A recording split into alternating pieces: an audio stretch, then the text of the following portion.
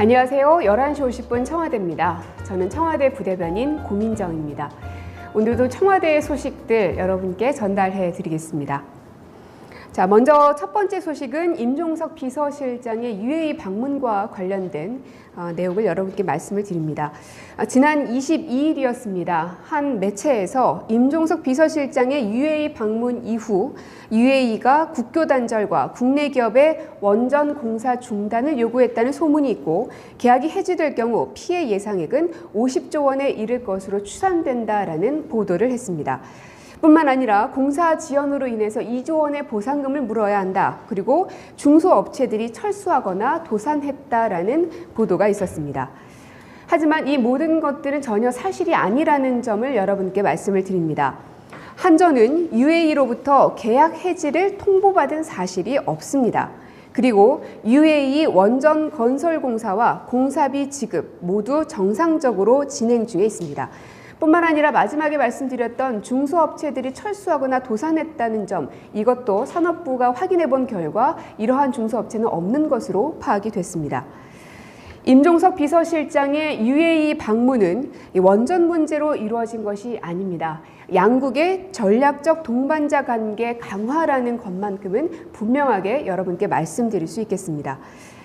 지난 6월이었습니다. 대통령과 UAE 왕세제가 통화를 나눴죠. 그 자리에서 양국 관계의 우호 협력을 더욱 증진시켜 나가자고 대화를 했습니다. 이에 따른 후속 조치로 12월 동명부대 파견 장병 위로차 임종석 비서실장이 방문을 했고요. 양국의 우호적 관계를 위한 대통령의 친서도 전달이 됐었던 것입니다. 네, 그리고 휴일 사이 탄저균에 대한 일부 보도가 나오면서 언론이 무척이나 떠들썩했습니다. 청와대 직원 500여 명이 국민 몰래 탄저균 예방주사를 맞았다라는 보도였는데요. 네, 청와대 직원인 제가 말씀을 드립니다. 예, 그런 주사는 맞은 적이 없습니다. 저를 비롯한 청와대 누구도 그런 주사를 맞은 적도 없는데요. 그렇다면 왜 이런 이야기가 나왔을까? 먼저 2015년 미군 기지 탄저균 배달 사고 등 탄저균 위협에 국민을 보호하고자 비축이 필요하다는 점들이 대두가 됐습니다. 이에 따라서 지난 정부에서 관련 예산을 편성을 했고요. 그래서 청와대와 질병관리본부는 탄저 테러로부터 사전 예방 및 노출 후 예방적 치료 목적으로 올해 관련 약품을 수입했습니다. 이는 약사법 제85조의 2 국가 비상 상황 등의 경우 예방, 치료 의약품에 관한 특례에 의해 근거해서 이루어진 것입니다. 네, 국내 생산 이 탄저 백신은 연구 개발 단계에 있습니다. 그리고 이번 구입은 국내 백신 개발 전에 초동 대응 요원용이라는 점을 말씀을 드립니다. 그리고 앞으로는 이 적절량을 비축할 예정에 있기도 하고요. 방금 말씀드렸던 이 탄저균 청와대 직원들이 주사를 맞았다라는 부분, 그리고 임종석 비서실장이 UAE를 다녀왔는데 그 이유가 중소업체들이 도산을 했고 공사지원금을 내야 되고 혹은 공사 중단을 요구받았다라는 이러한 것들, 결국은 추측을 단정적으로 보도하는 것이지 않았나 생각이 드는데요.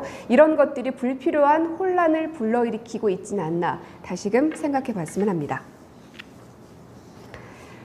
자, 그리고 충북 제천 화재 참사 많은 이들의 가슴을 아프게 하고 있습니다. 다시 한번 희생자들의 명복을 빕니다. 다시는 이런 일이 일어나지 않도록 정부는 모든 노력을 다할 것입니다.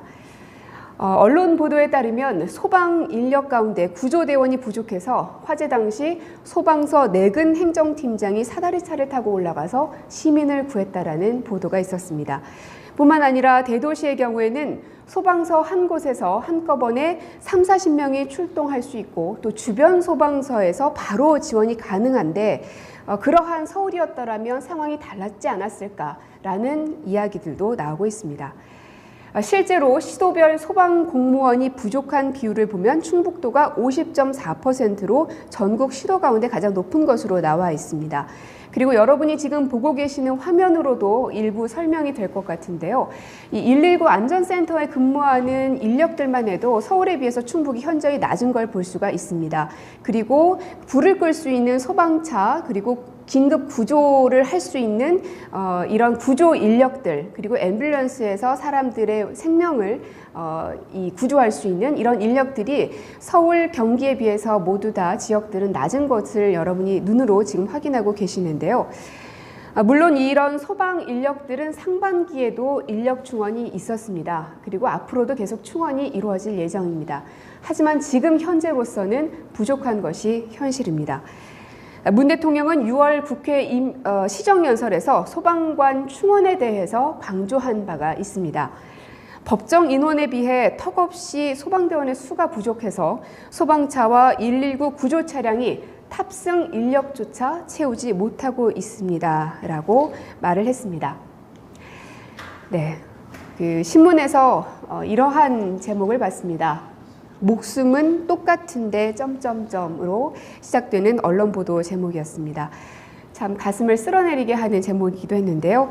안전도 평등해야 한다는 말 다시금 되새기게 합니다.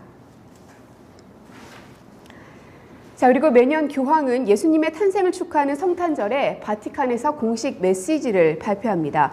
올해 프란치스코 교황은 전 세계에 전쟁의 바람이 불고 있다라고 하면서 세계 평화를 기도했습니다. 특히 분쟁 지역에 사는 어린이들이 고통에서 벗어날 수 있도록 국제사회가 노력하자고 말을 했는데요. 교황은 격화되는 이스라엘과 팔레스타인 간 갈등 해소를 위해서 이해 당사자들이 대화를 재개할 것도 촉구를 했습니다. 뿐만 아니라 한반도의 상황에 대해서도 언급을 했는데요. 프란치스코 교황은 한반도의 대치가 극복되고 또 세계 전체를 위해서 상호 간 신뢰가 증진되길 기도합시다라고 말했습니다. 이렇듯 올해 프란치스코 교황의 메시지 안에는 북한의 핵미사일 실험 이후 긴장이 고조된 한반도에 대한 이야기가 언급이 됐습니다.